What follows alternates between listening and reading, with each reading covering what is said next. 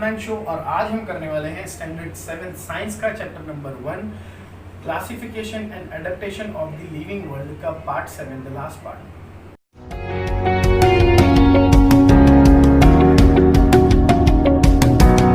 तो आइए दोस्तों शुरू करते हैं लास्ट पार्ट ऑफ द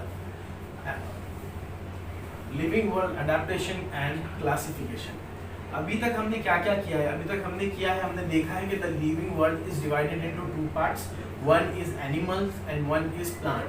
फिर इन दोनों में अडेप्टेशन कैसे कैसे होता है, अलग अलग रीजन के प्लांट्स में किस तरह से अडेप्टेशन होता है, स्नोवी रीजन के, डेजर्ट रीजन के, फॉरेस्ट रीजन के, ग्रासलैंड रीजन के, हर जगह के एक्वाटिक प्लांट्स के अंदर कैसे अडेप्टेशन होता है वहाँ के सराउंडिंग के बिहाफ पे, और फूड के लिए प्लांट कैसे अडेप्टेशन करते हैं वो सब पढ़ा हमने। उसके बाद में हमने एनिमल्स का अडेप्टेशन पढ़ा कि अलग अलग रीजन के एनिमल्स किस तरह से अडेप्टेशन करते हैं, डेजर्ट एनिमल्स कैसे करते हैं, एक्वाटिक एनिमल्स कैसे करते हैं, ग्रासलैंड और फॉरेस्ट एनिमल कैसे करते हैं, फॉरेस्ट रीजन वाले एनिमल्स। उसके अलावा हमने देखा कि स्नोवी जो एनिमल्स है वो कैसे अडेप्टेशन करते हैं, फूड के लिए एनिमल्स में कैसे अडेप्टेशन हुए हैं, और नेचर में ब्लेंड होने के लिए, सराउंडिंग में ब्लेंड होने के लिए उनमें किस किस तरह से अडेप्टेशन होते हैं। ये सब हमने बहुत ही अच्छे से, बहुत ही डिस्क्रिप्शन से अच्छी तरह से पढ़ा है। और अब हम आते हैं क्लासिफिकेशन पे। क्लासिफिकेशन है क्या, सिर्फ ये बताया हुआ है। क्लासिफिकेशन पूरी तरह से नहीं बताया हुआ है स्टैंडर्ड 7 के लिए, सिर्फ इतना है कि what is classification, a basic definition for classification.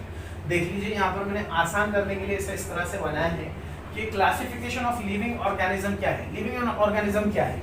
Living organism के अंदर प्लांट्स भी आ जाता है और एनिमल्स भी आ जाता है। तो इसके अंदर क्लासिफिकेशन किस तरह से की?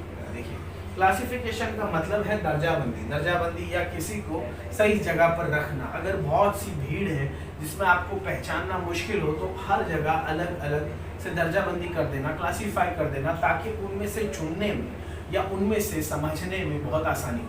तो वही है classification of living organism. It is difficult to study and remember all the organism in this huge world. ये बहुत मुश्किल है इसको समझना और पढ़ना।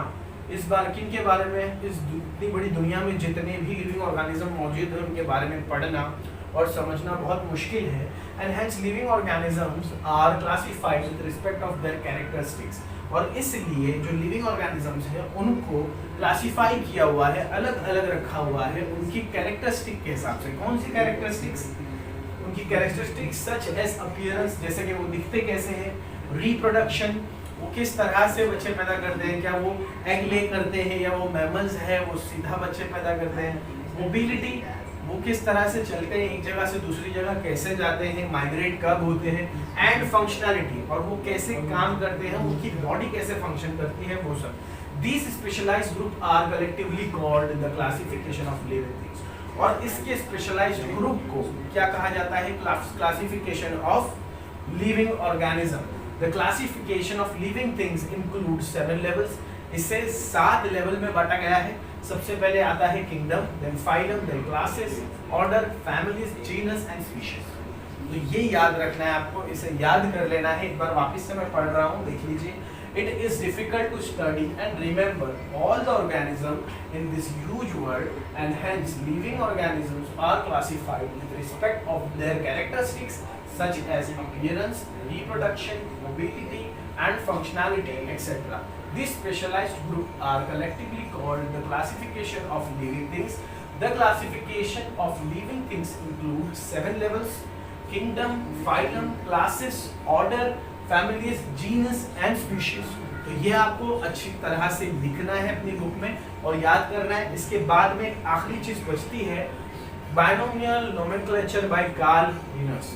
इसका मतलब ये क्लासिफिकेशन जो होता है इसका एक फॉर्मेट बना हुआ है। ये फॉर्मेट जिसने बनाया है उस फॉर्मेट का नाम रखा है बायनोमियल नोमेनक्लेचर। तो binomial nomenclature is used to identify each organism according to scientific name has been assigned to each organism।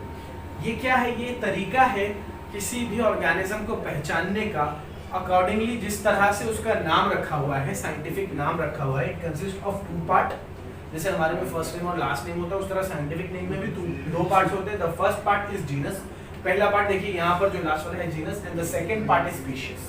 तो इन दोनों के नाम के हिसाब में आप पहचान पाएंगे कि वो कौन से किंगडम से है, कौन से फाइलम्स से, कौन से क्लास से, कौन से ऑर्डर से और कौन की फैमिली का है। अगर जीनस और स्पीशीज में अगर आप उसको बांट दें तो ये बाय कार्ल लिनस ने बनाया हुआ है, इसे कहते हैं बायनॉमिनल नोमेनक्लेचर। तो ये क्या है, इसे दो नाम है जिसे दो पार्ट में साइंटिफिक नाम है हर एक ऑर्गेनिज्म का, जिसे दो पार्ट में बांटा गया है। पहला जो है वो जीनस के हिसाब से होता है और जो दूसरा है वो स्पीशीज के। All identified organism have been assigned a binomial name as per the guideline of the international code of nomenclature. इसका मतलब इंटरनेशनल कोड ऑफ नोमेनक्लेचर की एक लिस्ट है, उसके हिसाब से हर ऑर्गेनिज्म का जो डिफाइंड ऑर्गेनिज्म है इन दिस होल वर्ल्ड, हर एक का एक साइंटिफिक नाम रखा हुआ है। एक बार फिर से देखते हैं क्या है binomial nomenclature by Carl Linnaeus. Binomial nomenclature is used to identify each organism according a scientific name has been assigned to each organism.